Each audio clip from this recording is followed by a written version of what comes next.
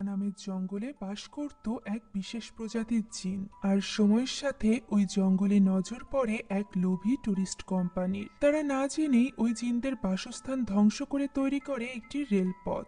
আর এর পরিণতি এতটাই ভয়াবহ হয় যা দেখে গা শিউরে উঠবে আপনারও। গল্পটি সদ্য মুক্তি পাওয়া এক ইন্দোনেশিয়ান ইসলামিক হরর মুভির, যেখানে এই বিশেষ প্রজাতির জঙ্গলি জিনকে আমাদের সামনে এমনভাবে তুলে ধরা হয়েছে যে প্রথমে দেখে মনে হবে এটা হয়তো বা জঙ্গলের কোনো পেতনি, কিন্তু সময়ের সাথে সাথে এর গভীরতা যখন আপনার সামনে আসবে তখন আপনিও জঙ্গলের মধ্য দিয়ে যাওয়া কোনো ট্রেনে চড়তে ভয় পাবেন। তো চলুন আর দেরি না করে শুরু করা যাক এই অসাধারণ হরর মুভিটি। গল্পের শুরুতে আমরা এক গহীন জঙ্গলের দৃশ্য দেখতে পাই, যেখানে থাকা বড় বড় গাছগুলো কেটে ফেলা হচ্ছিল এবং সেখানে তৈরি করা হচ্ছিল রেলপথ। এতে করে জঙ্গলের অনেকটা অংশ ধ্বংস হয়ে যাচ্ছিল। রাতের বেলা রহমত নামের একজন লোক এর প্রতিবাদও করে। তার মতে এইভাবে চলতে লাগলে তারা মৃত্যুর থেকেও কঠিন শাস্তি পাবে। তবে কেউ এই ক্যাম্পের তার কথা শুনেই না, বরং তাকে তো ঘাড় ধাক্কা দিয়ে বের করে দেওয়া হয়। শেষমেশ সে যাওয়ার আগে একটা কথাই বলে যে সেদিন তাদের কেউই সাহায্য করবে না, না তাদের টাকা না স্বয়ং সৃষ্টিকর্তা। এখন এই ঘটনার বেশ কয়েকদিন পরের দৃশ্য আমরা দেখতে পাই, যখন এই রেলপথ প্রায় তৈরি করা হয়ে গিয়েছিল। সেখানে একটা টানেলও তৈরি করা হয়েছিল, যে টানেলের কাজে বেশ কয়েকজন কর্মচারী রাত পর্যন্ত কাজ করছিল। তবে ডিউটি টাইম শেষ হয়ে যাওয়ায় বাকি সকলেই ফিরে যায়, শুধুমাত্র দার্তো এবং পাইমান বাদে। পাইমান এখানে দার্তোকে ফিরে যাওয়ার জন্য ডাকতে আসলে দার্তো জানায় যে তার অনেক লোন নেওয়া আছে, তার দ্রুত সময়ের মধ্যে এই কাজটি শেষ করতে হবে। বাকিদের মতো ডিউটি টাইম হিসাব করলে চলবে না, কেননা সকল লোন শোধ করে সে তার স্ত্রীকে একটা ভালো জীবন দিতে চায়। তার স্ত্রী অনেক কষ্ট করেছে, পাইমানেরও অনেক লোন ছিল, যে কারণে সেও ঠিক করে যে সে দার্তোর সাথে এখানেই থেকে কাজ করবে। তাই তারা দুজন কাজ শুরু করে দেয়। পাইমান একটি ট্রলিতে করে পাথরের টুকরো নিয়ে চলে যায় টানেলের ভেতরে। এর কিছুক্ষণ পর দার্তো ওই টানেলের ভেতর থেকে অদ্ভুত কিছু আওয়াজ শুনতে পায়। তাই সে বারবার পাইমানকে ডাকতে থাকে, কিন্তু তার কোনো সাড়া মেলে না। যার ফলে দার্তো যায় টানেলের ভেতরে কি হচ্ছে তা দেখার জন্য। সে দেখতে পায় আশেপাশের লাইটগুলো ফ্লিকার করছিল। এমন সময় উপর থেকে কিছু পাথরের টুকরো তার সামনে এসে পড়ে। উপরে তাকাতেই সে দেখতে পায় এক ভয়ঙ্কর পেতনি পাইমানকে উপরে ধরে রেখেছে। মুহূর্তের মধ্যেই দার্তোর সামনেই পাইমানের চেহারা অদ্ভুতভাবে পরিবর্তিত হয়ে যায়, আর দৃশ্যটি এখানেই কাট হয়ে যায়। আমরা এরপর বেশ কিছুদিন পরের দৃশ্য দেখতে পাই, যেখানে এই রেল লাইনটি এখন তৈরি করা হয়ে গিয়েছিল। আজ এই রেল লাইনের শুভ উদ্বোধন ছিল। এই রেল লাইন অথবা রেলের নাম ছিল সাংকারা, এবং এই সাংকারের মালিক ছিল মিস্টার রাবা। মিস্টার রাবার সাথে এখানে আরো একজন বিশেষ ব্যক্তি ছিল, যার নাম ছিল মিস্টার সান্তোসো। তারা দুজন হতে চলেছিল বিজনেস পার্টনার। মূলত এই ট্রেন জার্নিটি একটি ট্যুরের মতো। এই সাংকারা ট্রেনে করে টুরিস্টদেরকে নিয়ে যাওয়া হবে এই জঙ্গলের ভেতরে থাকা একটি রিসর্টে। রিসর্টের নামও ছিল সাংকারা। সেখানে তারা কয়েকদিন থাকবে, আর এরপর আবারও এই ট্রেনে করেই ফিরে আসবে। এই ট্রেনে যেমন বিজনেস ক্লাস রয়েছে, ঠিক তেমনই রয়েছে ইকোনমিক ক্লাসও, অর্থাৎ ধনী ব্যক্তিদের সাথে অনেক মধ্যবিত্তরাও এই ট্যুরে যাচ্ছিল, যাদের মধ্য থেকে অন্যতম ছিল দুই বোন, পূর্ণামা এবং কেমবাং। বড় বোন পূর্ণামা এই জার্নিটা নিয়ে অনেক বেশি এক্সাইটেড ছিল। সে তো অনেক বেশি মজা করতে চাইছিল। তবে কেমবাং একটু চিন্তিত ছিল, কেননা তার বড় বোন পূর্ণামা কিছুদিন আগেই সুস্থ হয়ে উঠেছে। সে চায় না এই ভ্রমণে তার বোন আবারও অসুস্থ হয়ে পড়ুক। পূর্ণামা নিজের খেয়াল রাখবে বলে প্রমিস করলে সে একটু স্বস্তি পায়। আর এরপর সেই রিসর্টে গিয়ে তারা কি কি করবে এই নিয়ে তারা আলোচনা করতে থাকে। এরই মধ্যে সেখানে বেশ কয়েকজন মহিলাকে দেখা যায়, যারা কিনা নিজেদের স্বামী কোথায় আছে এই ব্যাপারটা চিৎকার করে জিজ্ঞাসা করছিল। তাদের চিৎকার এবং কান্নার আওয়াজ শুনে মিস্টার সান্তোসো সামনে এগিয়ে আসে এবং রাবাকে জিজ্ঞাসা করে যে এই মহিলারা কারা। তখন রাবা তাকে বলে যে এই মহিলাগুলো মিথ্যা মিথ্যা এখানে নাটক করছে, যাতে করে তাদের এই ট্যুরের পরিকল্পনা পুরোপুরি নষ্ট হয়ে যায়। এখানে আমরা রামলা নামের আরো একজন মেয়েকে দেখতে পাই, যে কিনা ওই মহিলাগুলোর চিৎকার চেঁচামেচি শুনে বেশ অস্বস্তি বোধ করছিল। কিন্তু কেন তা আমাদেরকে এখনই দেখানো হয় না। এখন সময় এসে গিয়েছিল ট্রেনে চড়ার। তবে ট্রেনে চড়ার আগে পূর্ণামা একজন ছেলেকে বলে তাদের ছবি তুলে দিতে। এই ছেলেটির নাম ছিল তেকুন। সে এই ট্রেনেরই একজন কর্মচারী। পূর্ণামার কথা দ্বারা এটা স্পষ্ট হয়ে গিয়েছিল যে তেকুনকে প্রথম দেখাতেই তার ভালো লেগেছে। তার এই অদ্ভুত ব্যবহার কিমবাংও লক্ষ্য করে এবং বেশ বিরক্ত হয়ে যায়। এরপর তারা দুই বোন চড়ে বসে এই পুরো ট্রেনের সবার শেষের বগিতে, যেটা ছিল 5 নম্বর বগি, যেখানে তাদের পেছনের সিটে একটা বাচ্চা নিয়ে একজন মা বসেছিল। এখন এই ট্রেনের পরিচালক সিদ্দিক সকলকে ওয়েলকাম জানায় এই ট্রেনে চড়ার জন্য এবং তাদের সাথে ট্যুরে যাওয়ার জন্য। আশা অনুযায়ী তারা সন্ধ্যা 7টার মধ্যেই তাদের রিসর্টে পৌঁছে যাবে। এখানে একই ট্রেনে দুই দলকে দুই রকম ভাবে ট্রিট করা হচ্ছিল। প্রিমিয়াম বিজনেস ক্লাসে যারা ছিল, অর্থাৎ সান্তোসো, রাবা সহ আরো যারা যারা, তারা সবাই আসলে বিজনেস পার্টনার। এটা ছিল 1 নাম্বার বগি। 4 নাম্বার বগিতে ছিল রামলা সহ আরো কিছু ইকোনমি ক্লাসের লোকজন। তাদের মধ্যে একজন ছিল রাবাদের ফটোগ্রাফার, যার ঠাঁই হয়েছিল এই ইকোনমি ক্লাসে। সে এখানে রামলাকে সাহায্য করে তার ব্যাগটি উপরে রাখতে। এদিকে 5 নাম্বার বগিতে পূর্ণিমা লক্ষ্য করে যে তেকুন এসেছে এবং সকলকে সাহায্য করছে তাদের ব্যাগ রাখতে।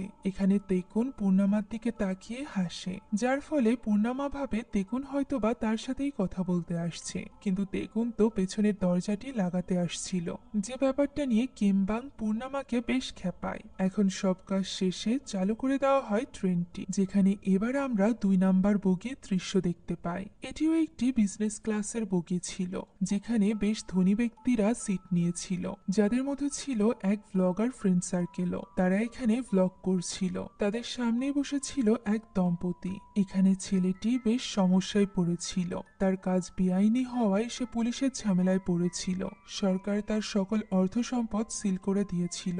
এখন শুধুমাত্র তার কাছে ছিল এক ব্যাগ টাকা, যেটার সাথে সে তার গার্লফ্রেন্ডকে নিয়ে রওনা দিয়েছিল এই ট্যুরে। কারণ সে আগামীতে কি করবে বা কি ডিসিশন নিবে এই ব্যাপারে কিছুই বুঝতে পারছিল না। এরই মধ্যে সেখানে একজন ক্যাবিন ক্রু আসে এবং তাকে তার ব্যাগটিকে উপরে রেখে দিতে বলে। এতে করে তার জার্নিটি সহজ হবে। এছাড়া অন্যদের কেউ বদার করবে না। ফলে না পারতেও ছেলেটির ব্যাগটিকে উপরের কাভার্ডে রেখে দিতে হয়। আর এরপর আমরা রামলাকে দেখতে পাই, যার হাতে দার্তোর একটি ছবি ছিল, যা দেখে আমরা ধারণা করতে পারি যে রামলা হয়তো বা দার্তোর ওই স্ত্রী, যাকে দার্তো অনেক বেশি ভালোবাসতো। রামলা এই ছবি দেখতে দেখতে হঠাৎই লক্ষ্য করে যে এই বগির সামনে তার স্বামী দার্তো দাঁড়িয়ে আছে, যা দেখে সে এই বগির বাইরে চলে যায়। তবে সেখানে তো কেউই ছিল না। এমন সময় সে লক্ষ্য করে সামনের বগি অর্থাৎ 3 নাম্বার বগিতে ক্যান্টিনে বসে আছে দার্তো, যাকে দেখে সে ক্যান্টিনের ভেতরে ঢুকে পড়ে। কিন্তু সে দেখতে পায় সে যেখানে দার্তোকে বসা দেখেছিল সেখানে তো ওই ফটোগ্রাফার বসে আছে। সে সেখানে থাকা মেয়েটিকে দার্তোর ব্যাপারে জিজ্ঞাসা করলে মেয়েটি জানায় এখানে তো ওই ফটোগ্রাফারই প্রথম থেকে বসে আছে। তখন রামলা ওই ফটোগ্রাফারের ল্যাপটপে দেখতে পায় যে ওই ফটোগ্রাফার মিস্টার সান্তোসের ব্যাপারে আর্টিকেল লিখছিল, যে কিনা এই প্রজেক্টের মেন ইনভেস্টর ছিল এবং ভবিষ্যতে রাবার আরো অনেক প্রজেক্টে তারা একসাথে কাজ করতে চলেছিল। এই ব্যাপারটা জানার পর রামলা সান্তোসের সাথে কথা বলার চেষ্টা করে, তবে সেখানে থাকা মেয়েটি তাকে আটকে নেয়, কেননা ওই ক্যান্টিনের অংশটি ছিল শুধুমাত্র বিজনেস ক্লাসের লোকেদের জন্য। রামলা চেষ্টা করে মেয়েটিকে বুঝিয়ে সেখানে প্রবেশ করার, তবে সেই কাজে ব্যর্থ হয়। এখানে সান্তোসো রাবাকে স্টেশনে থাকা ওই মহিলাগুলোর ব্যাপারে জিজ্ঞাসা করছিল, যার উত্তরে রাবা বলে এই রেল লাইনটি করার সময় অনেক এমপ্লয়কে সে বাদ দিয়েছিল, যার কারণে তাদের স্ত্রীরা এখন মিথ্যা অপবাদ ছড়াচ্ছে তার নামে। তবে সান্তোসো এখানে ইনভেস্টরদের সামনেই ঘটা একটা দুর্ঘটনার ব্যাপারে উল্লেখ করে এবং বলে এরকম ঘটনা যদি ভবিষ্যতে ঘটে তাহলে তাদের ট্যুরিজম বন্ধ হয়ে যাবে, তাই রাবাকে এই ব্যাপারে বিশেষ খেয়াল রাখতে হবে। অন্যদিকে আমরা দেখতে পাই পূর্ণিমা এবং কেমবাংকে। পূর্ণিমার এখানে একটি বিশেষ ডায়েরি ছিল, যেটা সে কেমবাংকেও পড়তে দিত না। কেমবাং এটা পড়তে চাইলে পূর্ণিমা জানায় সে একদিন এটা পড়তে পারবে, তবে এখন না। এই ব্যাপারে কথা বলতে বলতে হঠাৎই কেমবাং বাইরে একটি কাক দেখতে পায়, যেটা তাদের ট্রেনের সাথে উড়ে যাচ্ছিল এবং আচমকাই সেটা গ্লাসের সাথে এসে ধাক্কা খায়। কেমবাং পূর্ণিমাকে এই ব্যাপারে বলতে যাচ্ছিল, তখনই হঠাৎ পূর্ণিমার খারাপ লাগতে শুরু করে, তাই সে ওয়াশরুমের উদ্দেশ্যে উঠে চলে যায়। তবে তাদের বগির ওয়াশরুমের সামনে তো অনেক বড় লাইন ছিল, তাই সে চলে যায় পরের বগিতে। এদিকে এই ব্যাপারে না জানা কেমবাং তো মজার সাথে পূর্ণিমার ডায়েরিটি পড়ছিল। এখানে পূর্ণিমা এবং তার বোনের অনেক স্মৃতি সংরক্ষিত ছিল, যেখানে পূর্ণিমার অসুস্থ থাকাকালীন ছবিও ছিল, যেটা দেখে কেমবাং এর খারাপ লাগে এবং সে ওই ডায়েরিটি রেখে দেয়। অন্যদিকে ওয়াশরুমে পূর্ণিমার তখন বমি হচ্ছিল। এই সময় আয়নায় আমরা পাইমানের ভয়ঙ্কর রূপ দেখতে পাই, যেটা অবশ্য পূর্ণিমা লক্ষ্য করে না। সে আসলে এখানে অনেক বেশি অসুস্থ হয়ে পড়েছিল। এদিকে দেখতে দেখতে চলে এসেছিল তাদের যাত্রাপথের প্রথম টানেল, যেখানে প্রবেশ করতেই আমরা শেষ বগির দৃশ্য দেখতে পাই, যেখানে শেষের সিটে বসা ওই বাচ্চা মেয়েটির পাশ দিয়েই আমরা দেখতে পাই এক ভয়ঙ্কর বাচ্চা পেতনিকে চলে যেতে। ওই সময় প্রধান পরিচালক সিদ্দিক সিসিটিভি ক্যামেরাতে দেখে যে শেষের কোচ অর্থাৎ 5 নাম্বার কোচের দরজাটি আপনা আপনি খুলছে এবং বন্ধ হচ্ছে, যে ব্যাপারটা বেশ অস্বাভাবিক ছিল, কেননা তেকুন তো গাড়ি ছাড়ার আগেই ভালোভাবে সেটা লক করে দিয়েছিল। তাই সে একজন লোককে পাঠায় এটা চেক করতে। ওই সময় কেমবাং লক্ষ্য করে যে এতক্ষণ হয়ে গিয়েছে তবু পূর্ণিমা এখনো ফেরেনি। তাই সে পূর্ণিমাকে কল করে, কিন্তু তার ফোনটি বন্ধ ছিল, যে কারণে কেমবাং চলে যায় পূর্ণিমাকে খুঁজতে। ওই কোচের ওয়াশরুমের সামনে যেতেই লাইটগুলো ফ্লিকার করতে শুরু করে, যা দেখে কেমবাং বেশ অবাক হয়। আর এরপর সে যখন ওয়াশরুমের দরজায় নক করে তখন ভেতর থেকে বেরিয়ে আসে একজন লোক, যা দেখে কেমবাং বুঝতে পারে যে তার বোন এই ওয়াশরুমে যায়নি। তাই তো সে সামনের বগিতে চলে যায়। ওই সময় পেছনের সিটের ওই মেয়েটি দেখতে পায় দরজার বাইরে একটা ছোট্ট মেয়ে দাঁড়ানো। এই মেয়েটিকে দেখে সে তার সাথে ইশারায় কথা বলে। তখন মেয়েটি তার সামনে দিয়ে চলে যায়, আবারও আসে এবং আবারও চলে যায়। তবে এবার সে খুব অদ্ভুত ভাবে দরজার এপাশে চলে আসে এবং নিজের ভয়ঙ্কর রূপে ওই মেয়েটির দিকে তাকায়। সেই সাথে দরজার বাইরে ছিল টানেলের সেই ভয়ঙ্কর পেতনি। এরই মধ্যে সিদ্দিকের পাঠানো ওই লোকটিও চলে আসে, যে কিনা দরজার বাইরে ওই ভয়ঙ্কর পেতনিকে দেখে ভীষণ ভয় পেয়ে যায় এবং জোরে চিৎকার করে ওঠে। এরই মধ্যে ওই বগি বাকি বগির থেকে বিচ্ছিন্ন হয়ে যায় এবং সেটা থেকে যায় টানেলের ভেতরে। বাকি বগি সহ ট্রেনটি সামনের দিকে এগোতে থাকে। এই ব্যাপারে কিছু না জানা কেমবাং এর ডাকে পূর্ণিমা ওয়াশরুম থেকে বের হয়। কেমবাং সে ঠিক আছে কিনা এটা নিয়ে ব্যস্ত ছিল। তবে পূর্ণিমার চোখ যায় ট্রেনের পেছনের দিকে, যেখানে তাদের বগি ছিল না, যা দেখে পূর্ণিমা এবং কেমবাং একেবারেই হতবাক হয়ে যায়। এবং তখনই কেমবাংকে নিয়ে পূর্ণিমা দৌড়ে চলে যায় 3 নাম্বার বগিতে অর্থাৎ ক্যান্টিনে। সেখানে গিয়ে সে তেকুনকে ডাক দেয়। তেকুন বেরিয়ে এসে জিজ্ঞাসা করে যে কি হয়েছে। উত্তরে পূর্ণিমা বলে 5 নাম্বার বগি হারিয়ে গিয়েছে, যা শুনে কৌতূহলবশত তারা ওইদিকে তাকাতেই সকলে হতবাক হয়ে যায়। সত্যিই তো 5 নম্বর বগি ছিল না। তেকুন নিজে গিয়ে এই জিনিসটা কনফার্ম করে। সে বুঝতে পারছিল না এই মুহূর্তে তার কি করা উচিত। সে অনেক বেশি ঘাবড়ে গিয়েছিল। তাই তো সে দ্রুত 4 নাম্বার বগির পেছনের দরজাটি লক করে দেয়। তখনই সেখানে একজন লোক চলে আসে ওয়াশরুম ইউজ করার জন্য, যাকে সে বলে পেছনের ওয়াশরুম ইউজ করা যাবে না, সামনে যেতে। একথা শুনেই লোকটি পেছনের দিকে তাকাতেই হতবাক হয়ে যায় এবং সকলকে বলতে থাকে যে 5 নাম্বার বগি কোথায় গেল। একথা শুনে ওই বগিতে থাকা সকলে বেশ বিচলিত হয়ে যায়। তখন তেকুন এই ব্যাপারটিকে হ্যান্ডেল করার চেষ্টা করে। সে সকলকে মিথ্যা বলে যে কিছু টেকনিক্যাল ইস্যুর জন্য ওই বগিটিকে এই ট্রেন থেকে আলাদা করে ফেলা হয়েছে, যেটা একটু পরেই অন্য একটি ইঞ্জিনের সাথে করে আমাদের রিসর্টে পৌঁছে যাবে। যা শুনে সকলে মেনে নেয় ঠিকই, তবে সেখানে থাকা ওই ফটোগ্রাফার মেনে নেয় না। এই ব্যাপারে আরো জানার জন্য সে তেকুনের পিছু পিছু চলে আসে এবং তাকে এই ব্যাপারে জিজ্ঞাসা করে। তবে তেকুন তাকে ওই একই উত্তর দেয় যা সে সকলকে দিয়েছিল এবং তাকে টেনশন ফ্রি হয়ে নিজের সিটে গিয়ে বসতে বলে। আর এরপর পূর্ণিমাদের কোনো কিছু না বলেই সে সামনের বগিতে চলে যায়। এখন পূর্ণিমার শরীরটা আবারও খারাপ লাগছিল, যে কারণে সে আবারও ওয়াশরুমে যেতে চায়। তবে এবার আর কেমবাং তাকে একা যেতে দিতে চাইছিল না। তখন পূর্ণিমা তাকে নিশ্চিন্ত থাকতে বলে এবং তার জন্য 1 কাপ কফি বানাতে বলে। কেমবাং ক্যান্টিনে দাঁড়িয়ে সেই কাজই করছিল। এরই মধ্যে তার কাছে কল আসছে পূর্ণিমার ডাক্তারের, যে কিনা পূর্ণিমাকে কল করে না পেয়ে তাকে কল করেছিল। কেমবাং এর কারণ জিজ্ঞাসা করলে ডক্টর জানায় অতি শীঘ্রই পূর্ণিমার একটি হেলথ চেক আপ করা উচিত।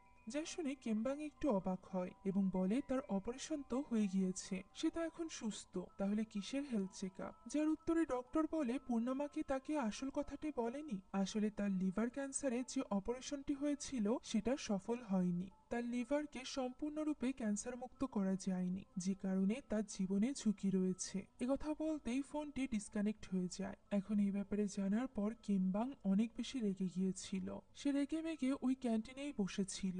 এরই মধ্যে সেখানে পূর্ণিমা আসে এবং কেমবাং তাকে কফি দেয়। আর এরপর সে জানায় যে তার ডক্টর তাকে কল করেছিল। একথা শুনতেই পূর্ণিমা বুঝতে পেরে যায় যে কেমবাং সবকিছু জেনে গিয়েছে। কেমবাং এখানে পূর্ণিমাকে রাগ করে জিজ্ঞাসা করে করে যে সে কেন তার কাছ থেকে এত বড় একটা ব্যাপার লুকালো। যখন এই অসুস্থতার টাইমে তার পাশে কেউ ছিল না তখন কেমবাং ছিল। পূর্ণামার পুরো দেখাশোনাই কেমবাং করেছে, তাহলে সে কেমবাং এর কাছ থেকে এই জিনিসটা কেন লুকালো? তখন পূর্ণামা বলে সে কেমবাং এর সাথে সময় কাটাতে চাইছিল, এ কারণেই কেমবাংকে মিথ্যা বলে সেই ট্রিপে এসেছে।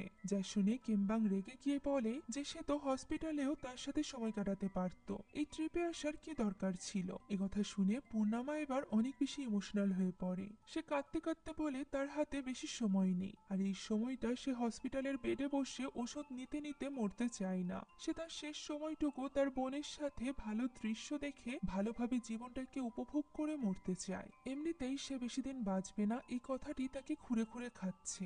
একথা বলে সে কাঁদতে শুরু করে, যা দেখে কেমবাং তাকে সামলায় এবং বলে পৃথিবীতে এমন অনেক চিকিৎসা আছে যা তারা এখনো পর্যন্ত চেষ্টা করেনি। সে কিছুতেই পূর্ণামাকে তাকে ছেড়ে যেতে দিবে না। এছাড়া সে পূর্ণামার ডায়েরিটি দেখেছে, যেটা কিনা সম্পূর্ণরূপে কেমবাংকে নিয়েই ছিল। তখন পূর্ণামা বলে সে যদি কেমবাংকে বিদায় জানাতে না পারে, এ কারণেই সে ডায়েরি লিখছিল, যাতে করে তার মৃত্যুর পর কেমবাং ওই ডায়েরিটি পড়তে পারে। একথা শুনে কেমবাং তাকে জড়িয়ে ধরে বলে সে তাকে এত সহজে মরতে দিবে না, তারা দুজন চুল সাদা হওয়া পর্যন্ত একসাথে থাকবে। এখন এখান থেকে দৃশ্য পরিবর্তিত হয় এবং আমরা তেকুনকে দেখতে পাই, যে কিনা ট্রেনের কন্ট্রোল রুমে এসে ইলেকট্রিক প্যানেল চেক করছিল, যেটা খুলতেই সে দেখতে পায় সেখানে লালা জাতীয় কিছু পদার্থ রয়েছে, যা দেখে সে বেশ অবাক হয়। আর এরপর সে জানালার রিফ্লেকশনে ওই কর্মচারীদের প্রতিমূর্তি দেখতে পায়, যারা কিনা ঠিক তার পেছনে দাঁড়িয়েছিল। সেই জিনিসটা খেয়াল করে দেখার চেষ্টা করছিল, এমন সময় সেখানে চলে আসে সিদ্দিক এবং তাকে বকা দিতে থাকে যে সে এখানে কি করছে, এখানে আসার পারমিশন সকলের নেই। আর এরপর সে যখন দেখতে পায় ইলেকট্রিক প্যানেলের এই অবস্থা, তখন সে এই ব্যাপারেও তেকুনকে জিজ্ঞাসা করে। তেকুন যখন 5 নম্বর বগির ব্যাপারে জানায়, তখন তো সিদ্দিকের বিশ্বাসই হয় না। সে তো বিশ্বাসই করতে পারছিল না যে এমন কিছু ঘটতে পারে, কেননা কোনো বগিকে আলাদা করতে হলে তাদের স্পেশাল কিছু জিনিসপত্রের দরকার হয়, কোনো সাধারণ প্যাসেঞ্জারের পক্ষেও তো এটা সম্ভব না। তখন তেকুন তাকে কম্পিউটারের মনিটর দেখায়, যেখানে 5 নাম্বার বগির কোনো ফুটেজ দেখা যাচ্ছিল না, যা দেখে সিদ্দিক বলে এমনটি যদি হয়েও থাকে তবুও তাদের খুব সাবধানে ব্যাপারটিকে হ্যান্ডেল করতে হবে। মিস্টার সান্তোসো যেন এই ব্যাপারে কোনো কিছু জানতেই না পারে, বিশেষ করে ততক্ষণ পর্যন্ত যতক্ষণ না তারা এর কোনো সলিউশন বের করতে পারছে। তেকুন তখন 5 নাম্বার বগির প্যাসেঞ্জার দুজনের কথা জানায়, যা শুনে সিদ্দিক বলে যে তাদেরকে ভিআইপি বগিতে নিয়ে আসতে এবং মিথ্যা কথা বলে ব্যাপারটিকে হ্যান্ডেল করতে। তেকুনও ঠিক তাই করে, সে তাদের সামনে এসে নাটক করতে থাকে যে সবকিছু ঠিক আছে এবং 5 নম্বর বগিতে থাকা লোকজন সে সাথে তাদের লাগেজও সময়ের মধ্যে রিসর্টে পৌঁছে যাবে। আপাতত তাদেরকে 4 নম্বর বগিতে গিয়ে বসতে বলে। এরই মধ্যে ট্রেনটি আবারও একটি টানেলের মধ্যে প্রবেশ করে। এই সময় পূর্ণামা এবং কেমবাংও 4 নম্বর বগিতে যাচ্ছিল। তখন ক্যান্টিনের মেয়েটি পূর্ণামাকে ডেকে বলে তার কফির বিল দেওয়া হয়নি, যে কারণে পূর্ণামা বিল দিতে সেখানেই দাঁড়িয়ে পড়ে। কেমবাং সামনের দিকে এগিয়ে যায়। ওই সময় আমরা 4 নম্বর বগির দৃশ্য দেখতে পাই, যেখানে বেশ কয়েকজন মিলে গান বাজনা করছিল, কিন্তু হঠাৎই তাদের কিছু একটা হয়ে যায়। তারা যেন দম নিতে পারছিল না এবং একে অন্যের দিকে আঙুল উঁচু করে অদ্ভুত সব কথা বলছিল, যে তারা এখন মারা যাবে, তারা তাদের পাপের ফল ভোগ করবে। যে সকল কথা শুনে এবং তাদের ব্যবহার দেখে সকলে কি করবে তা বুঝতে পারছিল না। ওই ফটোগ্রাফারও তখন ওই বগিতে ছিল, সে তাদের সকলের ছবি তুলছিল। তখনই একটি মেয়ে তাদের সামনে এসে একদম বৃদ্ধার মতো করে কথা বলতে থাকে এবং বলে তারা যতটা লোভী তার শাস্তি তারা ঠিকই পাবে। কথা বলতে বলতেই হঠাৎ করে কিছু একটা অনুভব করে ওই ফটোগ্রাফার উপরের দিকে ক্যামেরাটি ধরে। সে দেখতে পায় উপরে ঝুলে আছে ওই পেতনি, যা দেখে সে বেশ ঘাবড়ে যায়। এবার ওই গেছো পেতনি সকলের সামনে চলে আসে এবং ফটোগ্রাফার সহ এক এক করে সকলকে মেরে ফেলতে শুরু করে। দরজার এই পাশে থাকা কিমবাং সকল যাত্রীদের সাথে ওই ভয়ঙ্কর পেতনিটিকেও দেখতে পায়। সাথে সাথে ওই বগিটিও এই ট্রেন থেকে আলাদা হয়ে যায়, যা দেখে কিমবাং জোরে চিৎকার করে ওঠে। তার চিৎকার শুনে তেকুন এবং পূর্ণামা এগিয়ে গিয়ে দেখে 4 নাম্বার বগিটিও সেখানে নেই, সেটা থেকে গিয়েছে ওই টানেলের ভেতরে। বাকি ট্রেনটি টানেলের ভেতর থেকে বেরিয়ে এসেছে। কিমবাং এখানে অনেক বেশি ঘাবড়ে গিয়েছিল।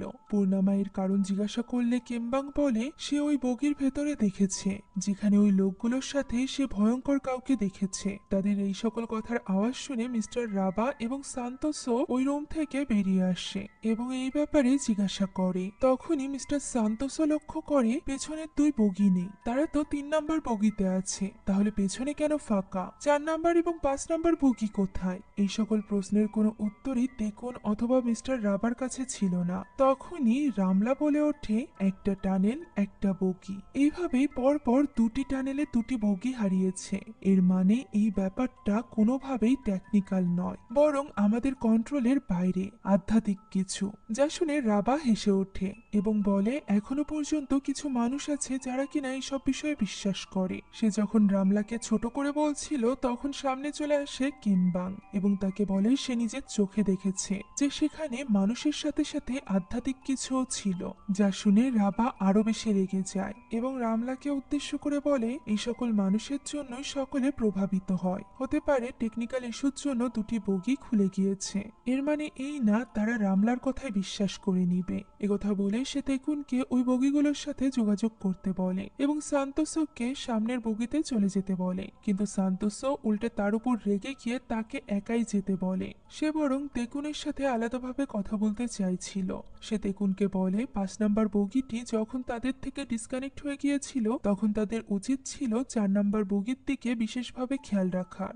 এখন যদি এই ভয়ানক গল্পটি চারিদিকে ছড়িয়ে যায় তাহলে তাদের এই ট্যুর প্যাকেজের ব্যবসা পুরোপুরিভাবে বন্ধ হয়ে যাবে। তারা যখন এইসব নিয়ে ব্যস্ত ছিল তখন রাবা ফিরে যায় নিজের বগিতে। সেখানে সে নিজের চেয়ারের উপর কিছু শৈবাল জাতীয় উদ্ভিদ দেখতে পায়। সে এটা দেখার চেষ্টা করছিল, এমন সময় তার কিছু কলিগ তাকে পেছন থেকে ডাক দেয়। সে তাদেরকে কোনোভাবে সামলে তাদের চোখ এড়িয়ে এই শৈবাল জাতীয় উদ্ভিদটি মুছে বাইরে ফেলে দেয়, আর এরপর সিদ্দিককে জানায় যে 4 নাম্বার এবং 5 নাম্বার বগি হারিয়ে গিয়েছে। সিদ্দিক বলে সে নিজেও রাবাকে এই ব্যাপারে জানাতে চাচ্ছিল, আর সব থেকে বড় সমস্যা হচ্ছে কন্ট্রোল প্যানেলের সাথেও কোনোভাবে যোগাযোগ করা সম্ভব হচ্ছে না, যার ফলে ওই বগিগুলো এখন কি অবস্থায় আছে সেই ব্যাপারেও তাদের কোনো ধারণা নেই। তখন রাবা বলে তাদের যত দ্রুত সম্ভব রিসর্টে পৌঁছাতে হবে, আর এরপর যে কোনোভাবে ওই 2টো বগিকেও উদ্ধার করে রিসর্টে নিয়ে যেতে হবে। সেই সাথে ওই বগিতে থাকা সকলকে দিতে হবে ভিআইপি ট্রিটমেন্ট, যাতে করে তারা কোনোভাবে বাইরে নিজেদের এই খারাপ অভিজ্ঞতা প্রকাশ না করে। তা না হলে তাদের এত সব কষ্ট সব বৃথা হয়ে যাবে। তখন সিদ্দিক বলে, এটা তো তখন করা যাবে যখন তারা ওই বগিগুলো খুঁজে পাবে।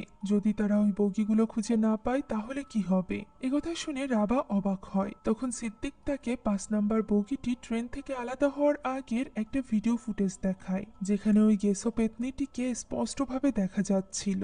এটা দেখা মাত্রই রাবা বলে ভিডিওটি ডিলিট করে দিতে।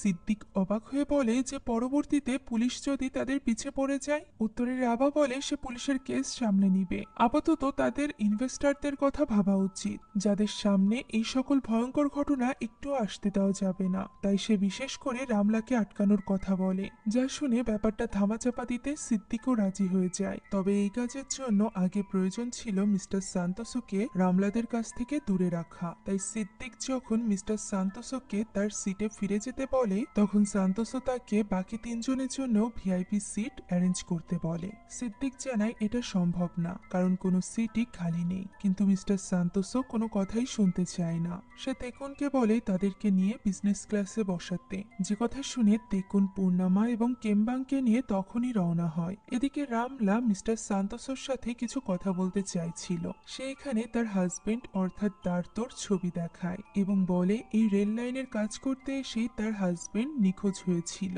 সে এই ব্যাপারে জানতে চায়, তবে মিস্টার সান্তোসো তো এই ব্যাপারে কিছুই জানতো না। তাই সে রামলাকে বলে তাকে এই ব্যাপারে কোনো প্রশ্ন না করতে। সে অলরেডি অনেক বেশি চিন্তিত রয়েছে, ফলে রামলাও আর কথা বাড়ায় না। এদিকে 2 নাম্বার বগি অর্থাৎ বিজনেস ক্লাসে মাত্র একটাই সিট ফাঁকা ছিল, যেখানে কেমবাংকে বসিয়ে দেয় পূর্ণামা এবং সে নিজে দাঁড়িয়ে থাকে। এরই মধ্যে রামলাও সেখানে চলে আসে। তখন পূর্ণামা তেকুনের সাথে কথা বলার জন্য তাকে দরজার বাইরে নিয়ে যায়। এই মুহূর্তে পূর্ণামার প্রশ্নের সামনে তেকুন আর কোনো নাটক করতে পারে না। সে সব সত্যিটা বলে দেয় যে তারা জানে না ও সকল বগি কোথায় আছে এবং সে এটাও জানে না যে এখন তাদের কি করা উচিত। সে তো শুধুমাত্র তার বসের অর্ডার ফলো করছে। এখানে কথা বলতে বলতেই পূর্ণামার আবারও শরীর খারাপ হয়ে যায়, তাই সে ওয়াশরুমে চলে যায়। এদিকে ওই সময় বিজনেস ক্লাসের ওই ব্লগার মেয়েগুলো তেকুনকে বকা দিতে থাকে। তাদের বগিতে কোনো সিট খালি না থাকা সত্ত্বেও এই মেয়েগুলোকে আনার জন্য।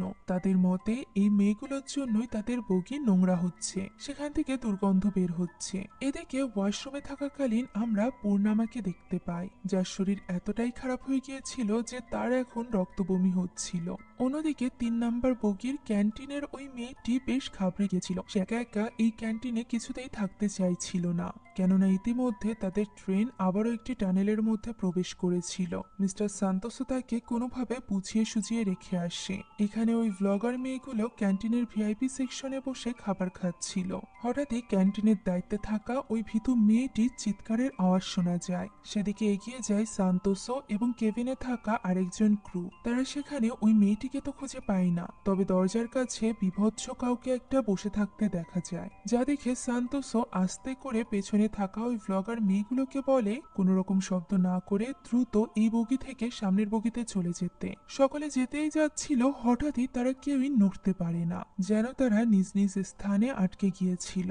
হঠাৎই তাদের চারিপাশে মানুষের মতো দেখতে ওই ক্রিয়েচারে ভরে যায়, যা দেখে তারা লুকিয়ে লুকিয়ে আস্তে আস্তে নিচে দিয়ে বেরিয়ে আসার চেষ্টা করে। হঠাৎই ওই ব্লগার মেয়েটি ভুলবশত কিছু শব্দ করে ফেলে, যার ফলে ওই ক্রিয়েচারগুলো আস্তে আস্তে মেয়েটির দিকে এগোতে থাকে। এতে করে মেয়েটি ভয় পেয়ে যায় এবং একটি ছুরি উঁচু করে তার দিকে এগোতে নিষেধ করে। ঠিক তখনই তাদের মধ্য থেকে একজন হেসে ইশারা করে, যার ফলে ওই মেয়েটি নিজেই নিজের গলা ওই ছুরি দিয়ে কেটে দেয়। এই ঘটনার পর বাকি কেউ ওইখান থেকে পালাতে পারত, তার আগেই সেখানে চলে আসে ওই বুনো পেতনিটি, যেটা কিনা সকলের ওপর হামলা করে এবং খুবই নির্মমভাবে মিস্টার সান্তোসোকেও মেরে ফেলে। যে দৃশ্য সরাসরি দেখে পূর্ণামা, তাই তো সে তেকুনকেও ডেকে আনে বাকিদের সাহায্য করার জন্য। কিন্তু তারা ওই দরজা খোলার চেষ্টা করতে করতেই ওই বগিটি ট্রেন থেকে আলাদা হয়ে যায় এবং ট্রেনটি বেরিয়ে আসে টানেল থেকে। এই পুরো ঘটনাটির প্রত্যক্ষদর্শী ছিল পূর্ণামা, তেকুন, কেমবাং এবং রামলা। বাকিরা শুধুমাত্র দেখে যে একটি বগি তাদের ট্রেন থেকে আলাদা হয়ে গিয়েছে। এতে করে সকলে তেকুনকে প্রশ্ন করতে থাকে। এমন সময় সেখানে চলে আসে রাবা এবং সিদ্দিক, যারা কিনা আগে থেকে পরিকল্পনা করে এসেছিল। আর যেহেতু এখন সান্তোসো বেঁচে ছিল না, তাই তাদের জন্য তাদের পরিকল্পনার উপর কাজ করা বেশ সহজ ছিল।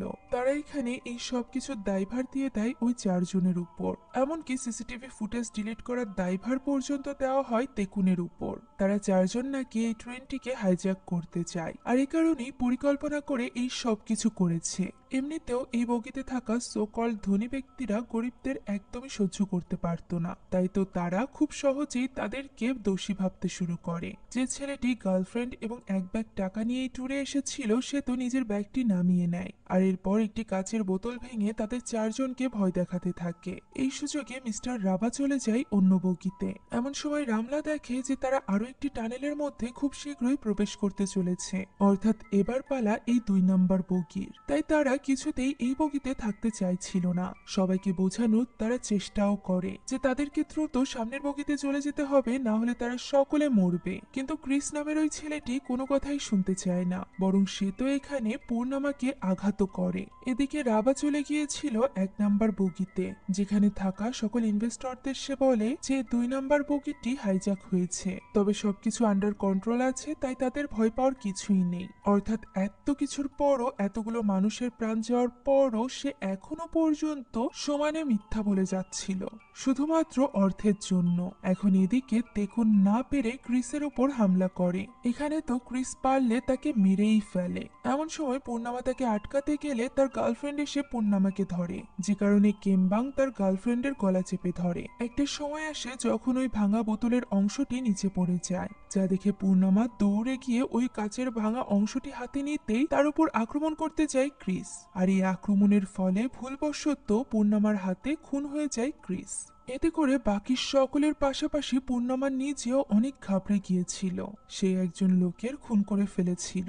ওই মুহূর্তে সকলে একজোট হয়ে যায় এবং কেমবাংকে ধরে বসে, বলতে থাকে এরা সত্যি খুনি। এই সুযোগে সিদ্দিকও সামনের বগিতে চলে যায়। তখন পূর্ণামা বাকিদেরকে ওই কাচের ভাঙা অংশ দিয়ে ভয় দেখিয়ে কেমবাংকে ছাড়িয়ে নেয় এবং সামনের বগিতে যেতে চায়। তবে সামনের বগির দরজা তো অলরেডি সিদ্দিক তালা লাগিয়ে দিয়েছিল, তাই তেকুন কোনো মতে দরজার কাজ ভেঙে একে একে সকলকে ওপারে পাঠিয়ে দেয়। তবে সে নিজে যাওয়ার আগেই ওই বগির লোকেরা এসে তাকে বলে যে তারা তার কথা বুঝতে পেরেছে, তাই এবার যেন সে নিজের হাতিয়ারটি ফেলে দেয়। তেকুনও তাদেরকে বিশ্বাস করে নেয় এবং হাতিয়ারটি নিচে রেখে দেয়। তবে ওই লোকগুলো সুযোগ পেয়ে তেকুনকে ধরে মারতে শুরু করে। এরই মধ্যে ট্রেনটি আবারও একটি নতুন টানেলে ঢুকে যায়। তারা তেকুনকে মারতে ব্যস্ত ছিল, এমন সময় ওই বগি থেকে একটা ভয়ানক আওয়াজ ভেসে আসে।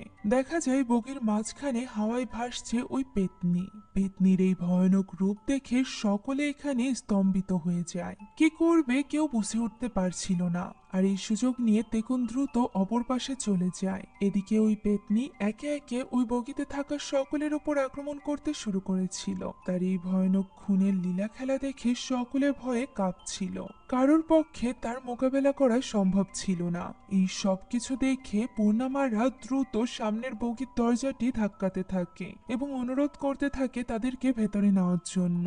শেষমেশ সিদ্দিকের মনে মায়া হয়, তাই তো সে ওই দরজাটি খুলে দেয়। এভাবেই টানেল শেষ হওয়ার সাথে সাথে আরো একটি বগি এই ট্রেন থেকে বিচ্ছিন্ন হয়ে যায়। এখন চারিদিকে সন্ধ্যা নেমে এসেছিল। পূর্ণিমা তো অনেক বেশি ভয় পেয়ে গিয়েছিল, কেননা সে অজান্তেই একজন লোকের খুন করে বসেছিল। কিম্বুন তাকে সান্ত্বনা দেওয়ার চেষ্টা করে। অন্যদিকে তেকুন বাকিদেরকে রিকোয়েস্ট করতে থাকে ট্রেনটি থামানোর জন্য। আর একটি মাত্র টানেল বাকি, সেই সাথে বাকি আর একটি বগি। এই টানেলে প্রবেশ করলে তারা সকলে মারা যাবে। তখন মিস্টার রাবা সিদ্দিকের কাছ থেকে মেন চাবিটা নেয় এবং বলে যে সে ড্রাইভিং রুমে গিয়ে ড্রাইভারকে বলবে ট্রেনটি থামিয়ে দিতে। সিদ্দিকও ভালো মনে করে তাকে চাবিটি দিয়ে দেয়, কিন্তু মিস্টার রাবার পরিকল্পনা তো একদমই অন্যরকম ছিল।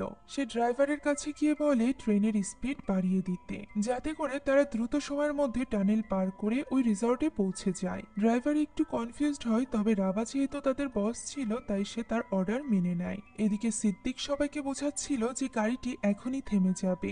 এমন সময় সেখানকার একজন লোক দরজায় গিয়ে দেখতে পায় দরজায় তো লক করে রাবা সামনের বগিতে গিয়েছে, যা দেখে সিদ্দিকও অবাক হয়ে যায় এবং রাবাকে বলতে থাকে দরজাটি খোলার জন্য। কিন্তু রাবা তো কোনো কথা শুনতে রাজি ছিল না। সে এবং তার ড্রাইভার বেঁচে গেলেই হচ্ছে, বাকি সকলে মরে মরুক। ফলে আর কোনো উপায় না থাকায় তেকুন আবারও এই দরজার কাঁচ ভাঙে এবং অপাশে হাত দিয়ে দরজাটি খুলে দেয়। আর এরপর তেকুন এবং সিদ্দিক চলে যায় ড্রাইভার রুমের সামনে, যেখানে ড্রাইভারকে কিছুতেই দরজা খুলতে দিচ্ছিল না রাবা। তখন সিদ্দিক বলে সে হতে পারে এই এরিয়ার মালিক, কিন্তু এই ট্রেনটি পরিচালনার বস সিদ্দিক নিজে। একথা বলে সে ড্রাইভারকে অর্ডার দেয় দরজা খুলতে, তাই ড্রাইভারও দরজা খুলে দেয়। ভেতরে প্রবেশ করে সিদ্দিক বলে গাড়িটি এখনই থামাতে।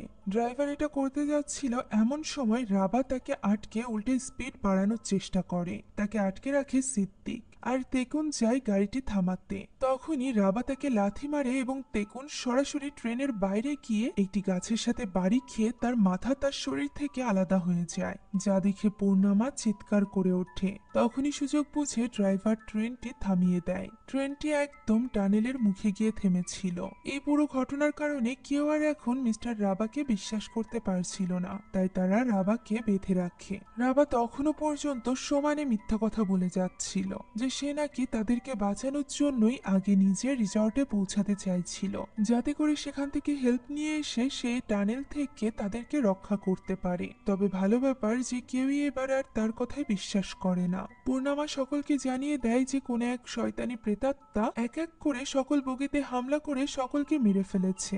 যেটা জানার পর এখন তাদের মেন চিন্তা ছিল যে তারা কিভাবে ট্রেন ছাড়া ওই রিসর্টে পৌঁছাবে। কোনোভাবে রিসর্টে পৌঁছাতে পারলে হয়তোবা তারা বেঁচে যাবে। এমন সময় রামলা তার হাজবেন্ড দার্তোর ছবি দেখিয়ে মিস্টার রাবাকে জিজ্ঞাসা করে যে এই লোকটিকে সে চেনে কিনা। মিস্টার রাবা তো একেবারেই অস্বীকার করে। তখন রামলা সেখানে থাকা সকলকে সময় নিখোঁজ হয়ে গিয়েছিল, যে ব্যাপার সম্পর্কে মিস্টার সান্তোসও কিছুই জানতো না। তার মনে হয় বাকি কোনো ইনভেস্টরও এই ব্যাপারে জানতো না, শুধুমাত্র জানতো রাবা, যে কিনা এই লোকাল কাজের দায়িত্বে ছিল। সে এই সবকিছুর ব্যাপারে তাদের কাছ থেকে লুকিয়েছে। তখন রাবা অস্বীকার করে বলে যে সে কিছুই লুকায়নি, এসব কিছু মিথ্যা কথা। তখন সিদ্দিক তার সামনে আসে এবং বলে এবার তো মিথ্যা বলা বন্ধ করো। তখন আমরা অতীতের একটি ঘটনা দেখতে পাই। আসলে পরিকল্পনা অনুযায়ী এই রেল লাইনটি হওয়ার কথা ছিল জঙ্গলের বাইরে দিয়ে, অর্থাৎ জঙ্গলের চারিপাশ দিয়ে ঘুরে এই রেল লাইনটি যাবে রিসর্ট পর্যন্ত। কিন্তু রেল লাইন তৈরির খরচ বাঁচানোর জন্য মিস্টার রাবা চাইছিল জঙ্গলের মধ্যে দিয়ে রেল লাইন তৈরি করতে। যেহেতু ভেতরে অনেক পাহাড় পর্বত রয়েছে, তাই সে টানেলেরও ব্যবস্থা ব্যবস্থা করতে চাইছিল। এই অজুহাতে সে সান্তোসের কাছ থেকে বেশি টাকা নিতে পারবে এবং সেগুলো আত্মসাৎ করতে পারবে। সে সেখানে থাকা সকলকে এই টাকার ভাগও দিতে চায়। তবে সেখানে দায়িত্বে থাকা লোকাল একজন লোক রাহমাত এই প্রস্তাবে রাজি হয় না, কেননা সে এই জঙ্গলের ইতিহাস জানত।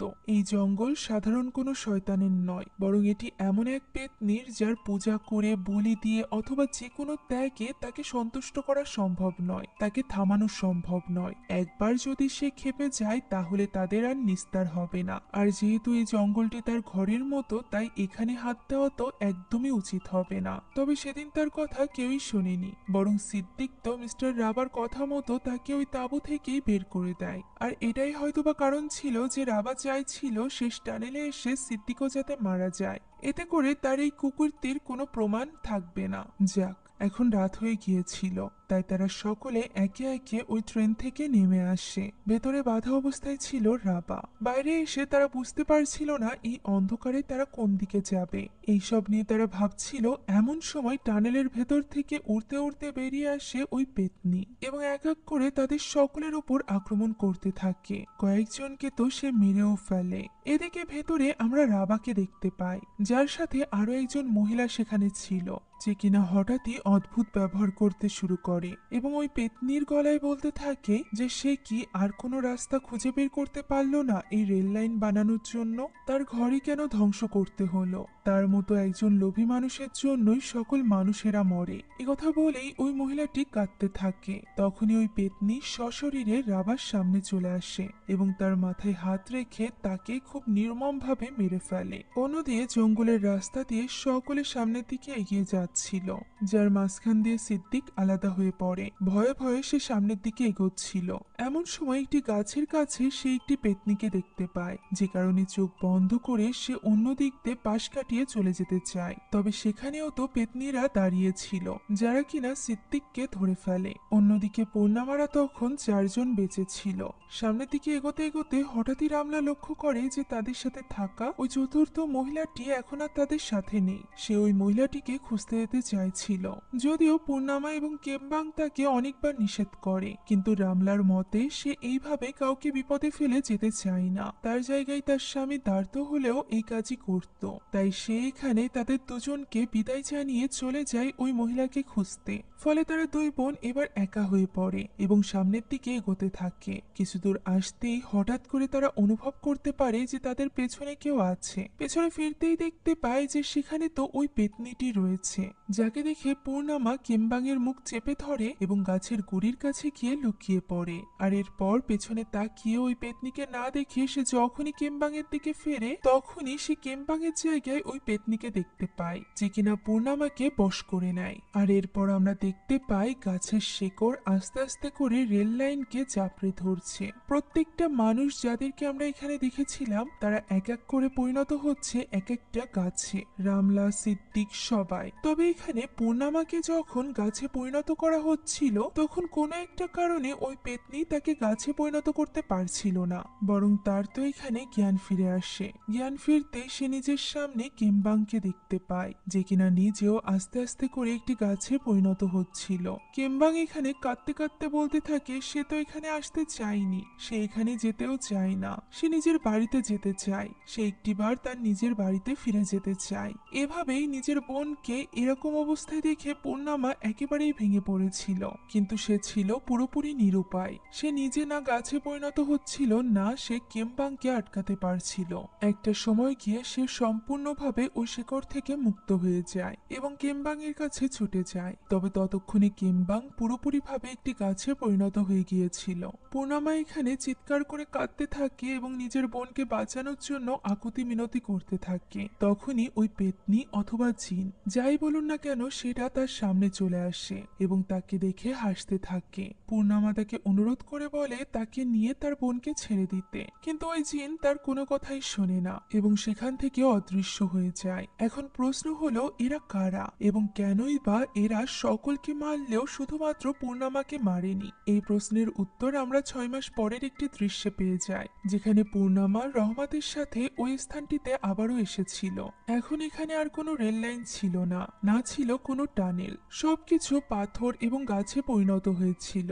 রহমত জানায় জিনদের দুনিয়া আমাদের দুনিয়ার সাথেই থাকে, তাই তো জঙ্গল অথবা ফাঁকা এমন কোনো স্থান যেখানে সচরাচর মানুষেরা যাতায়াত করে না সেখানেই তারা তাদের বসতি স্থাপন করে। এরকমই একটি ভয়ঙ্কর জিনের বসতি হচ্ছে এই অঞ্চলে, যেটাকে ধ্বংস করার সাহস দেখিয়েছিল রাবা। শুধুমাত্র রাবাকে মারলেও হয়তোবা জিনদের প্রতিশোধ নেওয়া হয়ে যেত, তবে এতে করে তারা নতুন কোনো দৃষ্টান্ত রাখতে পারত না, যে দৃষ্টান্ত দেখে পরবর্তীতে রাবার মতো লোকেরা ভয় পাবে। তখন পূর্ণিমা জিজ্ঞাসা করে সকলকে মারলেও ওই জিনরা তাকে কেন মারেনি। উত্তরে রহমত বলে যে এই জিনদের বিশেষ পাওয়ারই হলো মানুষকে মেরে গাছে পরিণত করা, তবে এই ক্ষেত্রে দরকার একটি উর্বর শরীর। তবে যেহেতু পূর্ণিমার শরীরে ক্যান্সার আছে তাই তার শরীর উর্বর নয়, এ কারণেই ওই জিনরা চাইলেও তাকে গাছে পরিণত করতে পারেনি। অর্থাৎ ওই দিন ক্যান্সারের কারণেই পূর্ণিমা বেঁচে গিয়েছিল।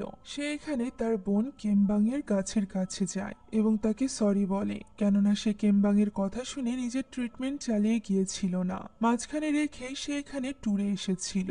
পরবর্তীতে বেঁচে ফিরে সে যখন ট্রিটমেন্ট করে তখন সে পুরোপুরিভাবে সুস্থ হয়ে যায়, আর এটা জানাতেই সে তার বোনের কাছে এসেছে। কথা বলতেই কেমবাংয়ের গাছের কড়িগুলো ফুলে পরিণত হয়, যা দেখে পূর্ণিমা বুঝতে পারে যে কেমবাং তাকে অভিনন্দন জানাচ্ছে। সে এখানে কান্নায় ভেঙে পড়ে। আর এই সুন্দর দৃশ্যের মধ্য দিয়ে আজকের এই মুভিটি এখানেই শেষ হয়ে যায়। আশা করছি এই গল্পটি আপনাদের কাছে ভালো লেগেছে। সম্পূর্ণ